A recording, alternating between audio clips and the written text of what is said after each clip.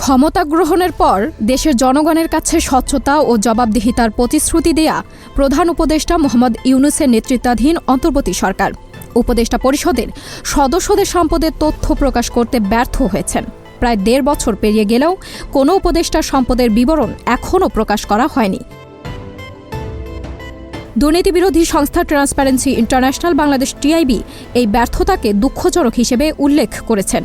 টিআইবির নির্বাহী পরিচালক ড ইফতেখারুজ্জামান বিবিসি বাংলাকে বলেন, যারা জবাবদিহিতার নতুন দৃষ্টান্ত স্থাপনের প্রতিশ্রুতি দিয়ে ক্ষমতায় এসেছিলেন তাদের কাছ থেকে এই ধরনের অস্বচ্ছ কর্মকাণ্ড প্রত্যাশিত ছিল না।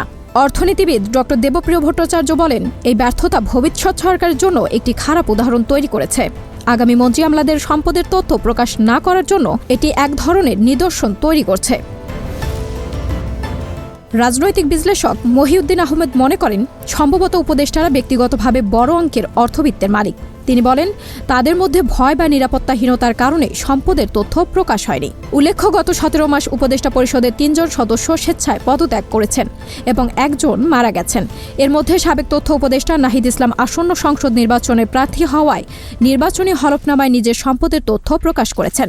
বাকিদের সম্পদের তথ্য এখনও আড়ালেই রয়ে গেছে।